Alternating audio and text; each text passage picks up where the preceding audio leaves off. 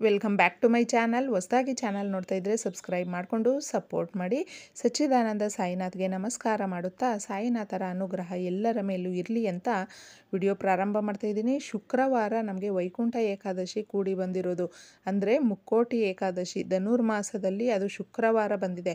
ತುಂಬ ವಿಶೇಷವಾಗಿರುತ್ತೆ. ಶ್ರೀಮನ್ನಾರಾಯಣ ಲಕ್ಷ್ಮೀ ಸಮೇತ ನಮ್ಮ ಮನೆಗೆ ಮುಕ್ಕೋಟಿ ದೇವತೆಗಳ ಜೊತೆ ಬಂದು, ಅಂದರೆ ಭೂಲೋಕಕ್ಕೆ ಬಂದು ನಮ್ಮೆಲ್ರಿಗೂ ಆಶೀರ್ವಾದ ಮಾಡುವಂಥ ಒಂದು ಸಂದರ್ಭ ಅಂತಲೇ ಹೇಳ್ಬಹುದು. ಈ ದಿನಗಳಲ್ಲಿ ಅಂದರೆ ವೈಕುಂಠ ಏಕಾದಶಿಯ ದಿನ ನಿಮಗೆ ಏನಾದರೂ ಉಪವಾಸ ಇರೋದಕ್ಕೆ ಸಾಧ್ಯವಾದರೆ ಇರಬಹುದು ಸ್ನೇಹಿತರೆ.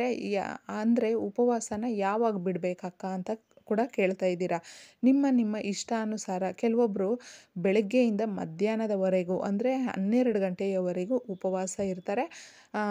ಇನ್ನು ಕೆಲವೊಬ್ಬರು ಸಂಜೆ ದೀಪಾರಾಧನೆ ಮಾಡಿ ದೇವಸ್ಥಾನಕ್ಕೆಲ್ಲ ಹೋಗಿ ಆರತಿ ಎಲ್ಲ ತಗೊಂಡು ಬಂದು ಆಮೇಲೆ ಉಪವಾಸನ ಬಿಡುವಂಥದ್ದು. ಎಲ್ರಿಗೂ ಒಂದು ಕಾಮನ್ನಾಗಿ ಹೇಳಬೇಕು ಅಂದರೆ ಸಂಜೆ ನಾವು ದೀಪಾರಾಧನೆ ಮನೆಯಲ್ಲಿ ಮಾಡ್ತೀವಲ್ವ, ಅದು ಕಂಪ್ಲೀಟ್ ಪೂಜೆ ಎಲ್ಲ ಮುಗಿಸ್ಕೊಂಡ್ಮೇಲೆ ನೀವು ಆರಾಮಾಗಿ ಲೈಟಾಗಿ ಏನಾದರೂ ಫುಡ್ಡು ತಿನ್ನಬಹುದು.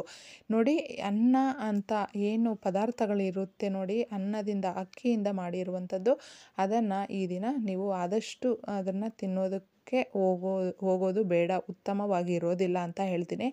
ಈ ದಿನ ನೋಡಿ ಎಲ್ರಿಗೂ ಉಪವಾಸ ಇರೋದಕ್ಕಾಗೋದಿಲ್ಲ, ಆದರೆ ನಮಗೆ ಈ ಒಂದು ದೈಹಿಕವಾಗಿಯೂ ಕೂಡ ಸ್ನೇಹಿತರೆ ಚೈತನ್ಯ ಅನ್ನೋದು ತುಂಬುತ್ತೆ. ನಮ್ಮ ಒಂದು ನಾವು ಏನು ಯೋಚನಾ ಶಕ್ತಿ ಅನ್ನೋದು ಇರುತ್ತೆ ನೋಡಿ, ನಮ್ಮ ಥಿಂಕಿಂಗ್ ಮೈಂಡ್, ಅದು ಕೂಡ ಬ್ಯಾಲೆನ್ಸ್ ಆಗುತ್ತೆ. ನಾವು ಹೆಂಗಂದರೆ ಹಂಗೆ ಮಾತಾಡೋದಕ್ಕೆ ಹೋಗೋದಿಲ್ಲ.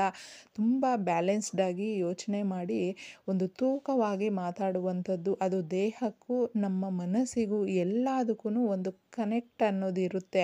ಉಪವಾಸ ಅನ್ನೋದು ಅದಕ್ಕೋಸ್ಕರನೇ ತಿಂಗಳಲ್ಲಿ ಈ ಏಕಾದಶಿ ಸಮಯಗಳಲ್ಲಿ ಮಾಡುವಂಥದ್ದು. ಆಗ ನಮ್ಮ ಆರೋಗ್ಯ ಅನ್ನೋದು ತುಂಬ ಚೆನ್ನಾಗಿರುತ್ತೆ ಸ್ನೇಹಿತರೆ. ಎಲ್ಲ ರೀತಿಯಲ್ಲೂ ಸಮತೋಲನದಲ್ಲಿ ಇಟ್ಕೊಳ್ಳೋದಕ್ಕೆ ಈ ರೀತಿಯ ಉಪವಾಸಗಳು ಕೂಡ ಮುಖ್ಯವಾಗಿರುತ್ತೆ. ಅದಕ್ಕೋಸ್ಕರನೇ ನಮ್ಮ ಹಿರಿಯರು ಈ ರೀತಿ ಪೂಜೆ ಪುನಸ್ಕಾರಗಳನ್ನು ಮಾಡುವಂಥ ಸಮಯಗಳಲ್ಲಿ ಉಪವಾಸ ಅಂತ ಇರುವಂಥದ್ದು. ಎಲ್ರಿಗೂ ಇದು ಸಾಧ್ಯ ಆಗೋದಿಲ್ಲ, ಆದರೆ ನಿಮ್ಗಾಗುತ್ತೆ ಅನ್ನೋದಾದರೆ ನೀವು ಆರಾಮಾಗಿ ಇರಬಹುದು. ಬ್ರಾಹ್ಮಿ ಮುಹೂರ್ತದಲ್ಲೇ ಮನೆ ಶುಚಿ ಮಾಡಿ ತಲೆ ಸ್ನಾನ ಮಾಡಿ ಮತ್ತು ಪೂಜೆ ಎಲ್ಲ ಮಾಡ್ಕೊಂಡಿರ್ತೀರ. ಹೊಸ್ತಿಲ ಬಳಿ ಮಾತ್ರ ಮರೆಯದೆ ಅರಿಶಿನ ಕುಂಕುಮ ಇಟ್ಟು ರಂಗೋಲಿ ಇಟ್ಟು, ರಂಗೋಲಿಗೆ ನೀವು ಅಕ್ಕಿ ಹಿಟ್ಟಿನ ರಂಗೋಲಿ ಹಾಕೋದು ತುಂಬ ಶ್ರೇಯಸ್ಕರ. ಇದ್ದರೆ ಹಾಕಬಹುದು. ಅದರ ಜೊತೆ ನೋಡಿ, ಸ್ವಲ್ಪ ಅಕ್ಕಿ ಹಿಟ್ಟಿಗೆ ಈ ಚಕ್ಕೆ ಪುಡಿ ಬರುತ್ತಲ್ವ, ಅದನ್ನು ಮಿಕ್ಸ್ ಮಾಡ್ಕೊಂಡಿದ್ದೆ. ಈ ಥರ ದಿನಗಳಲ್ಲಿ ಹಾಕೋದ್ರಿಂದ ಲಕ್ಷ್ಮೀ ದೇವಿಗೆ ತುಂಬ ಪ್ರೀತಿಕರವಾಗಿ ಇರುತ್ತೆ. ಈ ಸುಗಂಧಭರಿತವಾದ ವಸ್ತುಗಳನ್ನು ನಾವು ನಮ್ಮ ಹೊಸ್ತಿಲ ಬಳಿ ಇಡೋದು ತುಂಬ ಚೆನ್ನಾಗಿರುತ್ತೆ. ಅದಕ್ಕೋಸ್ಕರ ಈ ಥರ ಪರಿಹಾರವನ್ನು ಮಾಡಿಕೊಳ್ಳಿ. ಮನೆಯಲ್ಲಿ ಶಂಕು ಇದ್ದರೆ ಶಂಕುನಾದವನ್ನು ಇವತ್ತು ನೀವು ಮನೆಯಲ್ಲಿ ಮೂಡಿಸಬಹುದು.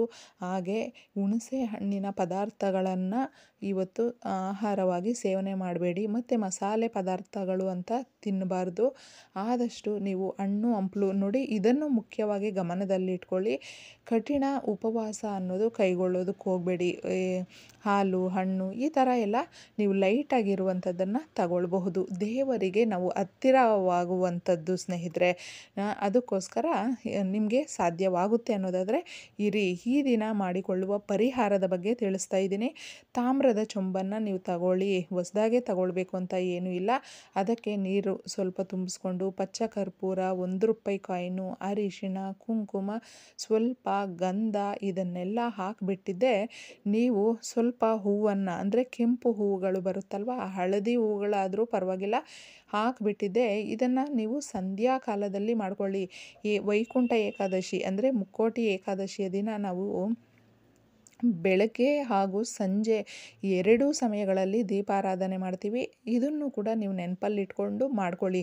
ಬೆಳಗ್ಗೆ ಮಾಡಿದರೆ ಸಂಜೆ ಕೂಡ ಮಾಡಬೇಕಾಗುತ್ತೆ. ಈ ದಿನಗಳಲ್ಲಿ ತುಳಸಿ ಕಟ್ಟೆಗೆ ಮರೆತು ಕೂಡ ನೀವು ನೀರನ್ನು ಅರ್ಪಿಸೋದಕ್ಕೆ ಹೋಗಬೇಡಿ. ಲಕ್ಷ್ಮೀದೇವಿ ಕೂಡ ಉಪವಾಸ ಕೈಗೊಂಡಿರ್ತಾಳೆ ಆ ತಾಯಿ ಸ್ನೇಹಿತರೆ.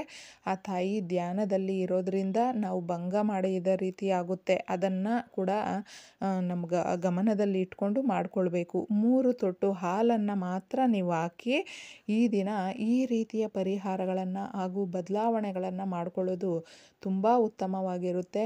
ಈ ಕೆಂಪು ಬಟ್ಟೆಗಳು ಅಥವಾ ನೀವು ಪಿಂಕು ಹೇಳ್ತೀವಲ್ವ ಆ ಥರ ಗುಲಾಬಿ ಕಲ್ಲರು ಈ ಥರ ಇರುವಂಥ ಬಟ್ಟೆಗಳನ್ನು ಧರಿಸ್ಕೊಳ್ಳಿ. ಮನೆಗೆ ನೀವು ಮನೆಯಲ್ಲೂ ಪೂಜೆ ಮಾಡಿ, ದೇವಸ್ಥಾನಕ್ಕೆ ಪೂಜೆಗೆ ಹೋಗಿದ್ದರೆ ಅಲ್ಲಿ ತುಳಸಿ ದಳಗಳನ್ನು ತಗೊಂಡು ಬಂದು ನೀವು ನಿಮ್ಮ ಮನೆಯಲ್ಲಿ ನೋಡಿ ಆ ತುಳಸಿ ದಳಗಳನ್ನು ಇಟ್ಟು ₹1 ಕಾಯಿನನ್ನು ಇಟ್ಬಿಟ್ಟಿದ್ದೆ ನಿಮ್ಮ ಕೈಯಲ್ಲಿ ಮುಷ್ಟಿಯಲ್ಲಿ ಇಟ್ಕೊಂಡು ಸಂಕಲ್ಪ ಮಾಡಿಕೊಂಡು ನೀವು ಹಣಕಾಸಿನ ಸಮಸ್ಯೆ ಆಗಿರಬಹುದು ಮತ್ತು ಇನ್ನೇನೋ ಸಮಸ್ಯೆಗಳಾಗಿದ್ದರೂ ಕೂಡ ಅದನ್ನು ಕೇಳ್ಕೊಳ್ತಾ ಏನು ಅಂದರೆ ₹1 ಹಾಗೂ ಆ ತಂದೆಗೆ ಹಾಕಿರುವ ತುಳಸಿ ದಳವನ್ನು ನಮಗೆ ಪ್ರಸಾದದ ರೂಪದಲ್ಲಿ ಕೊಟ್ಟರೆ ಮಾತ್ರ ತುಂಬ ಪುಣ್ಯ, ತುಂಬ ಮುಖ್ಯವಾಗಿರುತ್ತೆ ಅಂತ ಹೇಳಬಹುದು. ಎಲ್ಲ ಸಮಸ್ಯೆಗಳು ಬಗೆಹರಿತು ಅಂತ ಅಂದ್ಕೊಳ್ಳಿ.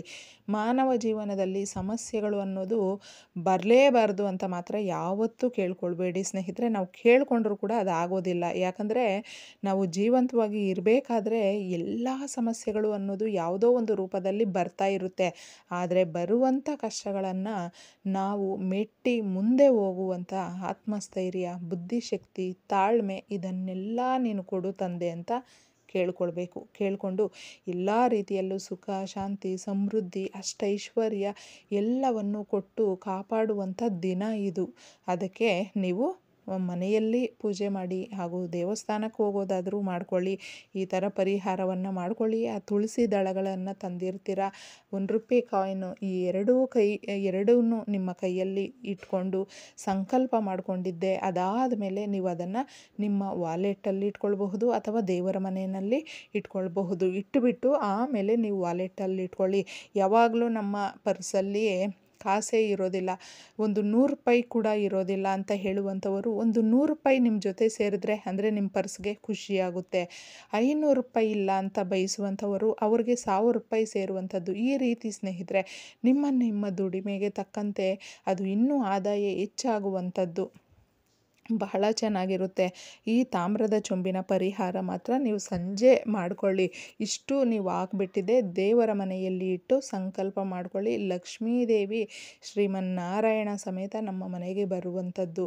ಈ ರೀತಿ ಪರಿಹಾರವನ್ನು ಮಾಡಿಕೊಂಡು ಅದು ಆ ತಾಮ್ರದ ಚೊಂಬಲ್ಲಿ ಇಷ್ಟೆಲ್ಲ ಹಾಕಿ ಸಂಕಲ್ಪ ಮಾಡಿಕೊಂಡು ಮನೆಯಲ್ಲಿ ಯಾವಾಗಲೂ ಅಭಿವೃದ್ಧಿ ಅನ್ನೋದಾಗಬೇಕು, ಸಮೃದ್ಧಿಯಿಂದ ಕೂಡಿರಬೇಕು ಅಂತ ಕೇಳಿಕೊಂಡು ಈ ಪರಿಹಾರವನ್ನು ಮಾಡಿಕೊಳ್ಳಿ. ಆಮೇಲೆ ಅದನ್ನು ನೀವು ಮಾರನೇ ದಿನ ತೆಗೆದುಬಿಟ್ಟಿದೆ ತುಳಸಿ ಗಿಡದ ಹತ್ರ ಬೇರೆ ಪಾಟ್ಸ್ ಏನಾದರೂ ಇದ್ದರೆ ಅದಕ್ಕೆ ಹಾಕಿಬಿಟ್ಟು ನೀವು ಇನ್ನು ಕಂಪ್ಲೀಟ್ ಮಾಡ್ಕೊಳ್ಬಹುದು.